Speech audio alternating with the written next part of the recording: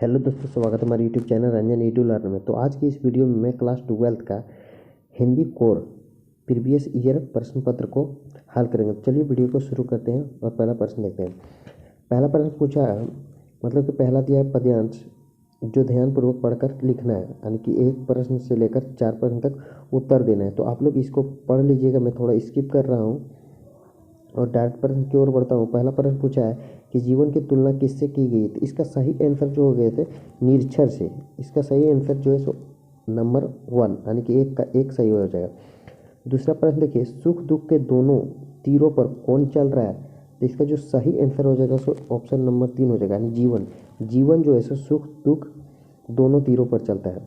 Option number 3 सही हो जाएगा। अब देखिए प्रश्न संख्या 3, प्रस्तुत पंक्तियों के अनुसार अपनी मस्ती में कौन गाता है? इसका सही आंसर जो है सो ऑप्शन नंबर 2 हो जाएगा, निरक्षर। निरक्षर सही गाता है। अब अगला प्रश्न की ओर बढ़ते हैं। प्रश्न संख्या 4 पूछ रहे गिरी का अर्थ है? तो इसका सही आंसर हो जाएगा पहाड़, यानी कि गिरी का जो है विलोम शब्द गिरी का जो है पर्यायवाची शब्द वो पहाड़ होगा। अगला प्रश्न देखिए, प्रश्न संख्या यानी कि 5 को आप 5 से 8 तक देना है पढ़कर। पांचों प्रश्न पूछा किसकी बौद्धिक व्याख्या संभव नहीं है? तो इसका सही आंसर जो हो जाएगा उसको प्राकृतिक माता। प्राकृतिक माता इसका सही आंसर हो जाएगा। आप लोग ध्यान से पढ़ लीजिएगा, उसके बाद उत्तर दीजिएगा। प्रश्न संख्या 6 देखिए, पूछे किसके साथ चलने से हमारा विकास होता है? तो इसका सही जो आंसर होगा ऑप्शन नंबर 4 होगा, प्राकृतिक। प्राकृतिक के साथ चलने से हमारा विकास होता है। प्रश्न के साथ देखिए, मनुष्य किसका दोहन कर रहा है? तो इसका सही आंसर हो जाएगा ऑप्शन नंबर 3 यानी प्राकृतिक का दोहन कर रहा है, यानी कि खत्म कर रहा है। तो इसको सही हम लोग को करना है। प्रश्न का देखिए, वर्तमान समय में मनुष्य प्राकृतिक साथ कैसा आचरण कर रहा है? तो इसका सही आंसर जो हो जाएगा विरुद्ध, यानी कि उसका विरुद्ध सही है, आचरण उसके साथ नहीं कर रहा है। प्रश्न के 9 देखिए, पत्राचार किसके अभिव्यक्ति का सरल तरीका है? तो इसका सही जो आंसर होगा, यानी कि अब आ गया अभिव्यक्ति और माध्यम का प्रश्न है, तो इसका सही जो आंसर होगा विचारों का। पत्राचार किसकी अभिव्यक्ति का सरल तरीका है? तो विचारों का सही है। अब प्रश्न संख्या 10 देखिए, औपचारिक पत्र में सर्वप्रथम क्या लिखा जाता है? तो इसका सही आंसर जो हो जाएगा पत्र भेजने वाला का पता, वो भी कोने में लिखा जाता है। उसके बाद संबोधन करते हैं हम लोग। आप लोग लेटर थोड़ा देख लीजिएगा। प्रश्न क्या अगला प्रश्न देखते हैं 11, मुद्रित माध्यमों की सबसे बड़ी विशेषता क्या है? तो इसका जो सबसे बड़ी विशेषता है मुद्रित माध्यम का ऑप्शन नंबर 1 है अस्थायित्व। अस्थायित्व इसका होना बहुत जरूरी है। प्रश्न संख्या 12 देखिए, जनसंचार का प्रमुख उद्देश्य क्या है? तो इसका जो सही आंसर हो जाएगा ऑप्शन नंबर 4 हो जाएगा, यानी इनमें से सभी जिज्ञासाओं के समाधान भी है, सूचनाओं का परस्पर बांटना भी है, विचारों को की अभिव्यक्ति भी करना है। इसका सही आंसर ऑप्शन नंबर 4 होगा। प्रश्न संख्या 13 देखिए, रिमाइंडर को हिंदी में क्या कहते हैं? तो इसका सही जो आंसर हो जाएगा ऑप्शन नंबर 2 होगा, अनुस्मारक। रिमाइंडर को अनुस्मारक कहते हैं, बार बार भेजना। संचार शब्द की उत्पत्ति चर से हुई है, चर का अर्थ है, तो इसका जो सही ऑप्शन होगा तो चर का है चलना। अब अगला प्रश्न की ओर बढ़ते हैं। प्रश्न संख्या 15 देखिए, फीचर लेखन में कितने आयाम होता है? तो इसका जो सही आंसर है 15 का 2 यानी कि 3 है, 3 होना बहुत जरूरी है। प्रश्न संख्या 16 देखिए, प्रार्थना पत्र में आपका विश्वासी लिखने के बाद किसका हस्ताक्षर होता है, यानी प्रार्थना पत्र पर? तो इसका सही जो आंसर हो जाएगा तो ऑप्शन नंबर 1 होगा, यानी प्रेषक का सही आंसर हो जाएगा। अब अगला प्रश्न पढ़ते हैं। प्रश्न संख्या देखिए 17, संपादक को उसके विविध कार्यों में कौन सहायता पहुंचाता है? तो इसका सही जो आंसर होगा सो ऑप्शन नंबर 4 होगा, संयुक्त संपादक।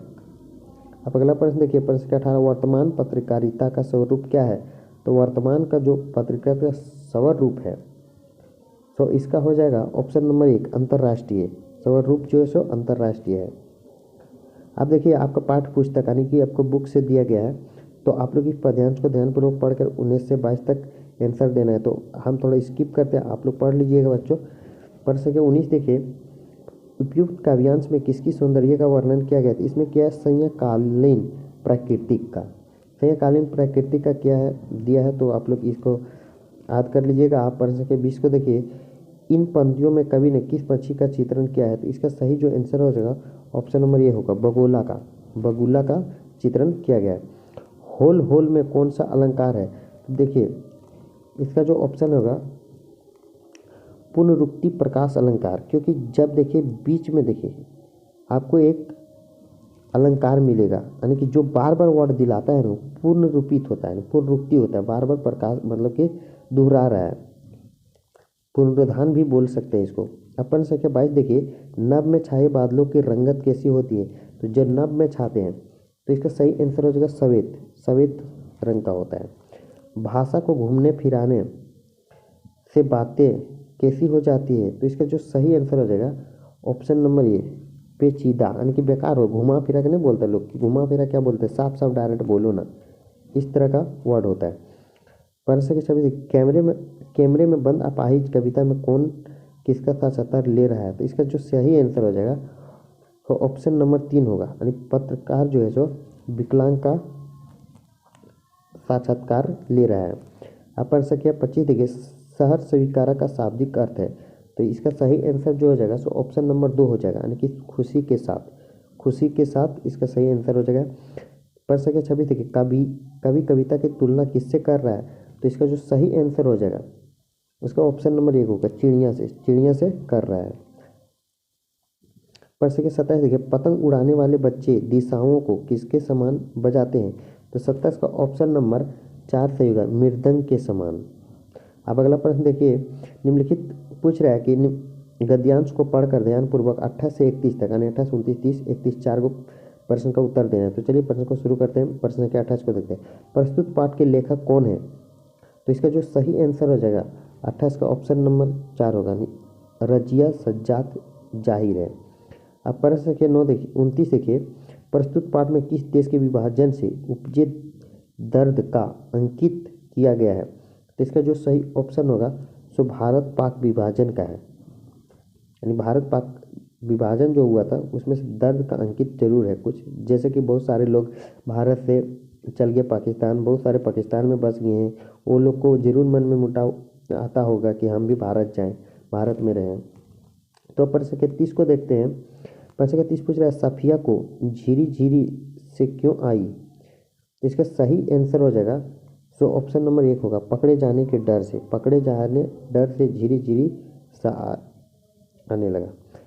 प्रश्न संख्या 31 देखिए, मोहब्बत का तोहफा क्या था, तो इसका सही जो ऑप्शन होगा सो ऑप्शन नंबर 4 होगा, नमक, नमक जो है सो मोहब्बत का तोहफा था। भक्तिन किसकी बेटी थी, तो इसका सही जो ऑप्शन हो जाएगा 32 का वो 2 होगा, गोपाल की बेटी थी। प्रश्न संख्या 33 देखिए, बाजार में किसका जादू है, रूप का, बाजार में जो है सो रूप का जादू है। अब प्रश्न संख्या 34 को देखते हैं, चांद सिंह पहलवान के गुरु का नाम क्या था, तो इसका सही आंसर हो जाएगा ऑप्शन नंबर 2, यानी बादल सिंह इसका सही आंसर हो जाएगा।